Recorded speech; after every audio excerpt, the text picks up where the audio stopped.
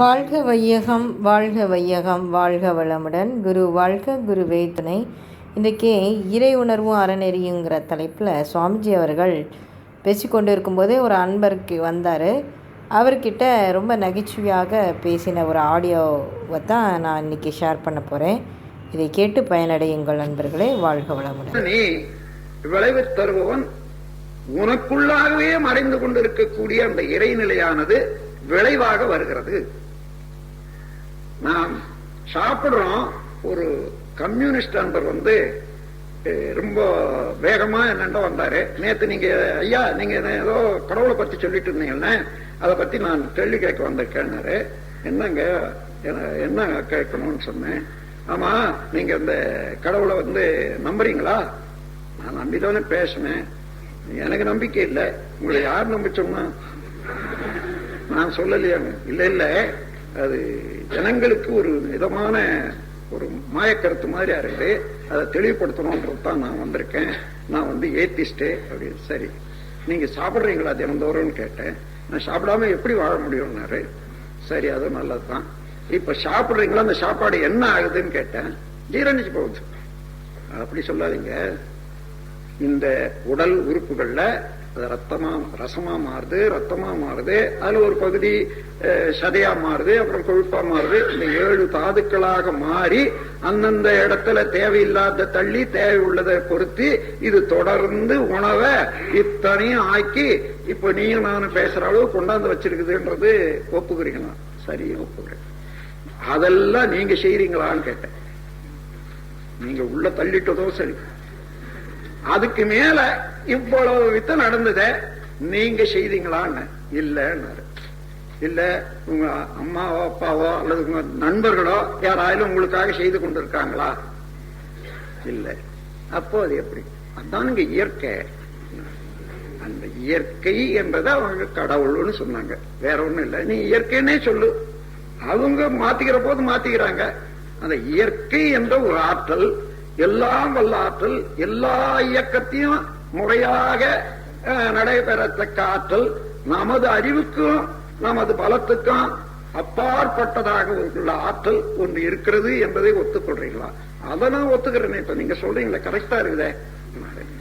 அப்படின்னா நீங்க என்ன ஒத்துக்கலன்னு அங்கங்க வச்சுக்கிட்டு ஏதோ தெய்வம் தேவாஜான்னுட்டு கும்பிடுறாங்களா? அதை பாருங்க. அந்த ஆளு இந்த பிள்ளையார் கோயிலை சுற்றி சுற்றி வரான். என்ன இது வீண் தானே? அப்போ இந்த ஆளு என்ன பண்ணிருக்காருன்னா சிகரெட் பிடிச்சிக்கிட்டே இருக்காரு. ஏன் அந்த ஆளு செய்தா என்னங்க? என்னங்க வேஸ்ட்? அறிவு இருந்து இந்த மாதிரி ஒரு கல்லு சுத்திட்டு வர்றதுன்னா அது வேஸ்ட் தானே. அவனுக்கு அது இன்பமா இருக்குதுன்னு சொன்னேன். அந்த இன்பம் அதுதான், அந்த மயக்கம் தான் ஒழியணும். அவன் கையில என்னங்க சிகரெட்னாரு. இந்த சிகரெட்ல உங்களுக்கு என்ன உடல் நலமோ மனநலமோ பொருள் வளமோ ஏதாவது இருக்குதான்னு கேட்டேன். இல்லைன்னாரு. நீங்க ஏன் பிடிக்கிறீங்கன்னு. இது பழக்கங்க. ஏன் நீங்க இவ்வளவு அறிவு சிந்தனை ஆற்றல் எல்லாம் இருக்கிறத இதை விட்டுட்டு நீங்க இருக்கலாமே? இல்லைன்னு. இல்லைங்க, பழகிட்ட பிறகு விட முடியாது. அதான் பழக்கம் அவனுக்கு. காலையில எழுந்தா கோயிலை சுத்தி வர்றதுல ஒரு இன்பம் இருக்கு. அவன் நட்டம் இல்லாத பழக்கத்தை வச்சுக்கிறோம், நீங்க நட்டத்தோட வச்சுக்கிறோம். அது மாத்திரம் அவன் சுற்றி வர்றதுனால யாருக்கும் ஒரு தொல்லையும் இல்லை. நீங்க இந்த சிகரெட் குடிக்கிறதுனால நான் விடுற மூச்சு நீங்க கெடுத்துக்கிட்டு இருக்கீங்க. இப்போ இங்க யாரை யார் குறை சொல்றது முடியும்? ஆகையினால இப்ப இறைநிலையை பற்றி நீங்க கேள்வி கேட்டீங்க. முடிஞ்சு போச்சான்னு சொன்னேன். முடிஞ்சு போச்சுங்க, நான் வர்றேன்னு போனேன். அந்த முறையில கொஞ்சம் சிந்திக்க வச்சுட்டோம்னா போதும். அவரோட எதிர்த்து பேசி வாதாடி உணர்த்த முடியாது. சிந்திக்க வச்சுட்டா அந்த சிந்தனையே அறிவாக இருப்பதனால, சிந்தனைக்குரியவனே சிவனாக இருப்பதனால அவன் வேலையை பார்த்துக்கிறான். அதுக்காக தான் தற்பரன்னு சொன்னான்.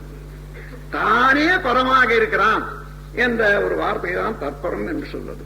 என்ற முறையில இந்த அறிவை பற்றி, அறிவு என்றால் என்ன என்பதை விளங்கிக் கொண்டு, சிவம் என்றால் என்ன என்று விளங்கிக் கொண்டால், அந்த சிவமே எல்லா இடத்திலும் உயிராக இருந்து கொண்டு இன்ப துன்பம் அனுபவித்துக் கொண்டிருக்கிறது உயிர்களிடத்திலே என்று தெரிந்தால், எப்பொழுதும் அந்த உயிர்களுக்கு நன்மை செய்ய முடியுமே தவிர தீமை செய்ய முடியாதல்லவா? இதுதான் அன்பு. செயல்ல வரும்போது அன்பு, உணர்ந்தது சிவம். அந்த உண்மை மெய்ப்பொருளை சிவத்தை உணர்ந்து கொண்டால் மலர்ந்தது அன்பு. வாழ்க வளமுடன் நண்பர்களே. செயலுக்கு தகுந்த விளைவாக வருவது தான் இறைநீதி என்பதை அற்புதமான ஒரு உரையாடல் மூலம் நகைச்சுவை உணர்வோடு சுவாமிஜி வெளிப்படுத்தியிருக்காங்க. நன்றி. வாழ்க வளமுடன்.